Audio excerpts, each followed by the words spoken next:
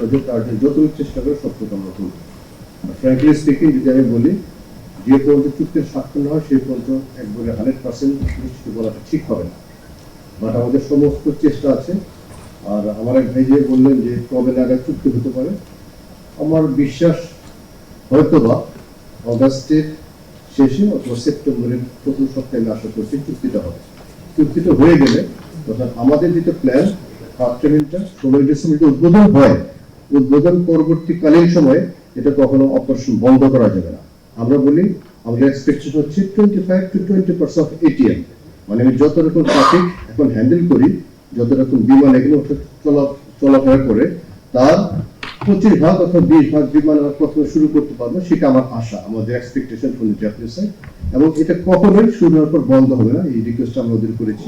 বেসামরিক বিমান চলাচল একটি বিশেষায়িত কারিগরি এবং অত্যন্ত জনস্বার্থ সংশ্লিষ্ট খাত, তাই এভিয়েশন বিষয়ে নির্ভুল, ভারসাম্যপূর্ণ ও দায়িত্বশীল সংবাদ পরিবেশনের জন্য বিষয়ভিত্তিক জ্ঞান এবং সঠিক তথ্যের বিকল্প নেই বলে মন্তব্য করেন বেবিচক চেয়ারম্যান।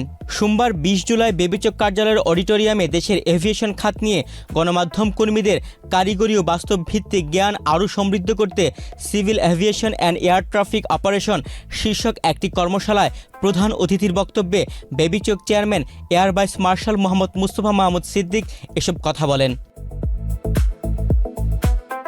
কর্মশালায় সিভিল এভিয়েশন বিষয়ে প্রেজেন্টেশন উপস্থাপন করেন বেবিচক সদস্য operation and planning air commodore Abu Saeed Mehboob Khan. তিনি বেসামরিক বিমান চলাচল কর্তৃপক্ষের দায়িত্ব ও কার্যক্রম, বিমানবন্দর পরিচালনা, এয়ার সাইড ও ল্যান্ড সাইড অপারেশন, যাত্রী সেবা এবং নিরাপত্তা ব্যবস্থার পাশাপাশি নিরাপদ ও নির্বিঘ্ন বিমান চলাচল নিশ্চিত করতে আধুনিক এয়ার ট্রাফিক ব্যবস্থাপনা ও আন্তর্জাতিক বেসামরিক বিমান চলাচল সংস্থার মানদণ্ড ও সুপরিষ্কৃত কার্যপদ্ধতি অনুসরণের গুরুত্ব তুলে ধরেন।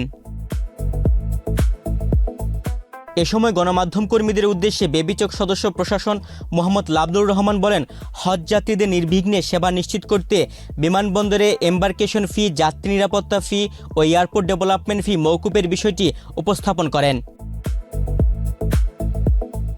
এছাড়া এয়ার ট্রাফিক অপারেশনের বিষয়ে প্রেজেন্টেশন উপস্থাপন করেন বেবিচক সদস্য air traffic management air commodore Mohammad Nuri Alam. তিনি এয়ার ট্রাফিক কন্ট্রোলের কার্যক্রম, আকাশপথে বিমান চলাচল ব্যবস্থাপনা, এয়ার ট্রাফিক ফ্লো ম্যানেজমেন্ট সহ বিভিন্ন বিষয় তুলে ধরেন। তুহিন ভুইয়া, বাংলাদেশ প্রতিদিন।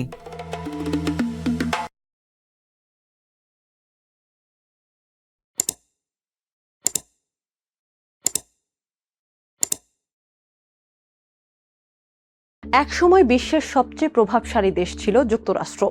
উন্নয়ন, গণতন্ত্র, প্রযুক্তি কিংবা বৈশ্বিক নেতৃত্ব সব ক্ষেত্রেই ওয়াশিংটন ছিল অনেক দেশের কাছে আদর্শ। কিন্তু সেই চিত্র এখন বদলাতে শুরু করেছে। পিউ রিসার্চ সেন্টারের এক জরিপ বলছে, বিশ্বের অনেক দেশই এখন যুক্তরাষ্ট্রের চেয়ে চীনকে বেশি ইতিবাচকভাবে দেখছে। শুধু তাই নয়, গত 2 দশকে এই প্রথমবারের মতো এত বড় পরিসরে এমন পরিবর্তন ধরা পড়েছে। যুক্তরাষ্ট্র ভিত্তিক নিরপেক্ষ গবেষণা প্রতিষ্ঠান পিউ রিসার্চ সেন্টার ফেব্রুয়ারি থেকে মে মাসের মধ্যে 36টি দেশের 42,000-এরও বেশি মানুষের উপর এই জরিপ চালায়, যেখানে সাধারণ মানুষের কাছে জানতে চাওয়া হয় তারা যুক্তরাষ্ট্র ও চীনকে কতটা ইতিবাচক বা নেতিবাচকভাবে দেখেন। জরিপে দেখা গেছে 36টি দেশের মধ্যে 25টিতে যুক্তরাষ্ট্রের তুলনায় চীনের প্রতি মানুষের ইতিবাচক মনোভাব বেশি। এর আগেও যুক্তরাষ্ট্রের জনপ্রিয়তা কমেছিল, বিশেষ করে 2008 সালে জর্জ ডব্লিউ বুশ প্রশাসনের শেষ দিকে এবং 2017 সালে ট্রাম্পের প্রথম মেয়াদের শুরুতে। তবে তখনও চীনের জনপ্রিয়তা যুক্তরাষ্ট্রকে ছাড়িয়ে যায়নি। এবার পরিস্থিতি ভিন্ন। Spain, Italy, Greece, Canada, Indonesia, Malaysia, Nigeria ও তুরস্কের মতো দেশগুলোতে চীনের প্রতি ইতিবাচক মনোভাব সবচেয়ে বেশি। অন্যদিকে মাত্র 6টি দেশে এখনো বেশি জনপ্রিয় যুক্তরাষ্ট্র। দেশগুলো হলো পোল্যান্ড, ফিলিপাইন, দক্ষিণ কোরিয়া, ভারত, জাপান এবং ইসরায়েল। এর বেশিরভাগই যুক্তরাষ্ট্রের দীর্ঘদিনের ঘনিষ্ঠ মিত্র। পিউ রিসার্চ সেন্টার আরও জানিয়েছে, গত কয়েক বছরে যুক্তরাষ্ট্র সম্পর্কে ইতিবাচক ধারণা ধারাবাহিকভাবে কমেছে 20টি দেশে। একই সময় চীন সম্পর্কে বেড়েছে ইতিবাচক মনোভাব। জরিপে আরেকটি প্রবণতা বেশ স্পষ্ট। মধ্যম আয়ের দেশগুলো সাধারণত চীনকে বেশি ইতিবাচকভাবে দেখে। বিপরীতে ধনী দেশগুলোর মধ্যে চীন সম্পর্কে সন্দেহ ও নেতিবাচক মনোভাব তুলনামূলক বেশি। তবে এর ব্যতিক্রম সিঙ্গাপুর। বিশ্বের অন্যতম ধনী দেশ হওয়া সত্ত্বেও সেখানে চীনের প্রতি ইতিবাচক মনোভাব অনেক বেশি। সবচেয়ে বড় বৈরিত্য দেখা যায় এশিয়ায়। পাকিস্তানে প্রায় 90% মানুষ চীনকে ইতিবাচকভাবে দেখেন, অথচ জাপানে সে হার মাত্র 11%। পিউ শুধু দুই দেশের ভাবমূর্তিই নয়, দুই দেশের নেতার প্রতিও মানুষের আস্থা যাচাই করেছে। জরিপে জানতে চাওয়া হয়, ফাইনালকে ঘিরে তৈরি হয়েছে প্রশ্ন, সমালোচনা আর ক্ষোভের এক দীর্ঘ তালিকা। সমালোচকরা বলছে শুরু থেকে শেষ পর্যন্ত রেফারিং ও সিদ্ধান্ত নিয়ে যে বিতর্ক চলছিল তার চূড়ান্ত রূপ দেখা যায় শিরোপা নির্ধারণী ম্যাচে। ফাইনালের পর সবচেয়ে বড় আলোচনার জন্ম দিয়েছে আর্জেন্টাইন সুপারস্টার লিওনেল মেসির টুর্নামেন্টের সেরা খেলোয়াড়ের পুরস্কার না জেতা। পুরো টুর্নামেন্টে তার পারফরমেন্স ছিল চোখ ধাঁধানো। 8 গোল, 4 অ্যাসিস্ট এবং 8 ম্যাচের মধ্যে 5টিতে ম্যাচ সেরা। অনেক বিশ্লেষকের মতে পারফরমেন্সের বিচারে মেসির রেটিং ছিল প্রায় 100, যেখানে স্পেনের অধিনায়ক রদ্রির রেটিং ধরা হচ্ছিল 10। সেই বিবেচনায় রানার্স আপ দল থেকে মেসি সোনার বল পাবেন এমন প্রত্যাশা ছিল ফুটবল সংশ্লিষ্টদের বড় একটি অংশের। কিন্তু সবাইকে বিস্মিত করে দিয়ে ফিফা সেরা ফুটবলারের পুরস্কার গোল্ডেন বল তুলে দেয় রদ্রির হাতে। এই ঘোষণার পরপরই গ্যালারি জুড়ে মেসির নামে জয়ধ্বনি ওঠে। আবেগাপ্লুত হয়ে পড়েন মেসি নিজেও। অনেকের চোখে এই প্রতিক্রিয়া ছিল ফিফার সিদ্ধান্তের বিরুদ্ধে এক নীরব প্রতিবাদ। প্রশ্ন উঠেছে, এমন পারফরমেন্সের পরও কেন বঞ্চিত হলেন মেসি? অন্যদিকে লাল কার্ড বিতর্ক ম্যাচের উত্তেজনা আরও বাড়িয়ে দেয় বলেও বিতর্ক রয়েছে। আর্জেন্টিনার মিডফিল্ডার এনজো ফার্নান্দেজ 93তম মিনিটে দ্বিতীয় হলুদ কার্ড দেখে মাঠ ছাড়েন। এর আগে রেফারির সঙ্গে অসৌজন্যমূলক আচরণের কারণে প্রথম হলুদ কার্ড দেখেন তিনি। পরে স্পেনের ডিফেন্ডার পাউ কুরবাসির উপর দেরিতে করা একটি ট্যাকলের কারণে দ্বিতীয়বার সতর্ক হয়ে লাল কার্ড পান এনজো। সমর্থকদের একাংশের দাবি, ট্যাকলটি এতটা ঝুঁকিপূর্ণ ছিল না যে লাল কার্ড দিতে হবে। তাদের মতে এনজো ফার্নান্দেজ বল দখলের উদ্দেশ্যেই ট্যাকল করতে গিয়েছিলেন, প্রতিপক্ষকে আঘাত করার জন্য নয়। ট্যাকলটি দেরিতে হলেও সেটি অতটা হিংস্র বা বিপজ্জনক ছিল না। তার পা খুব বেশি উঁচুতে ওঠেনি এবং স্টেটসও সরাসরি বিপজ্জনকভাবে প্রতিপক্ষের শরীরে লাগেনি। ফলে পাউ কুরবাসি গুরুতর আঘাত পাওয়ার মতো পরিস্থিতি তৈরি হয়নি বলে মনে করছে বিশ্লেষকরা। তবে বিশ্লেষকদের একাংশের মতে বল স্পর্শে ব্যর্থ হয়ে প্রতিপক্ষকে বিপদের মুখে ফেলার মতো বেপরোয়া ট্যাকল করাই রেফারির সিদ্ধান্ত যৌক্তিক ছিল। এ কারণেই VAR পর্যালোচনাতেও সেই সিদ্ধান্ত বহাল থাকে। ফাইনালের আরেকটি বড় বিতর্ক ছিল স্পেনের গোল বাতিল হওয়া। স্প্যানিশদের হয়ে করা নিকো উইলিয়ামসের একটি গোল বাতিল করে দেন রেফারি স্লাভকো ভিনচিচ। আক্রমণের সময় মিকেল মেরুনোর সঙ্গে আর্জেন্টিনার নিকোলাস ওতামেন্দির সামান্য সংস্পর্শকে ফাউল হিসেবে ধরা হয়। তবে রিপ্লেতে দেখা যায় সংস্পর্শটি খুবই হালকা ছিল। স্পেনের খেলোয়াড়দের মতে এটি গোল বাতিল করার মতো পরিস্থিতি ছিল না। তাদের মতে এই গোলটি বহাল থাকলে ম্যাচের ভাগ্য আরও আগেই নির্ধারিত হয়ে যেতে পারত। অন্যদিকে আর্জেন্টিনার লিয়ান্দ্রো পারেদেস স্পেনের তরুণ মিডফিল্ডার গাভিকে নিয়ে ম্যাচ শুরু হয় তুমুল উত্তেজনা। জানা যায় শেষ বাঁশি বাজার পর দুই দলের খেলোয়াড়দের মধ্যে বাকবিতণ্ডা শুরু হয়, যা দ্রুতই সংঘর্ষে রূপ নেয়। আর্জেন্টিনার লিয়ান্দ্রো পারেদেস স্পেনের তরুণ মিডফিল্ডার গাভির একটি মন্তব্যে ক্ষুব্ধ হয়ে তাকে ধাক্কা দেন।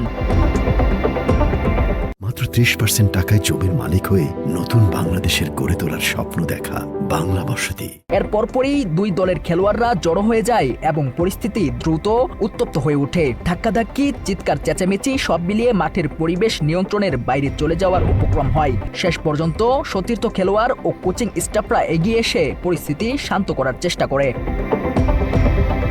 এই ঘটনাটি শুধু ম্যাচের উত্তেজনাকেই নয়, বরং পুরো ফাইনালের চিত্রকেই আরও বিতর্কিত করে তোলে। কারণ একটি বিশ্বকাপ ফাইনাল সাধারণত যেখানে ফুটবলের সৌন্দর্য ও কৌশলের জন্য স্মরণীয় হয়ে থাকে, সেখানে এই ম্যাচটি রুক্ষতা, উত্তেজনা এবং নিয়ন্ত্রণ হারানো মুহূর্তগুলোর জন্য দুর্বিষহ স্মৃতিতেই বেশি মনে রাখবে বলে মনে করছে সংশ্লিষ্টদের অনেকেই।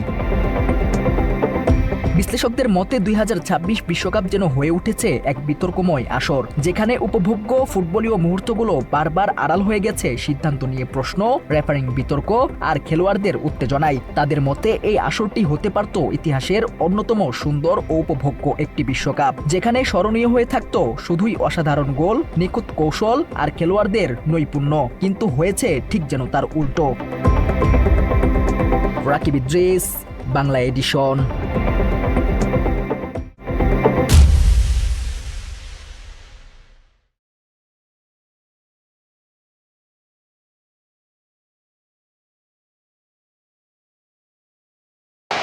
No mercy, no hesitation, no second chances. Denison Dave, a true goal machine.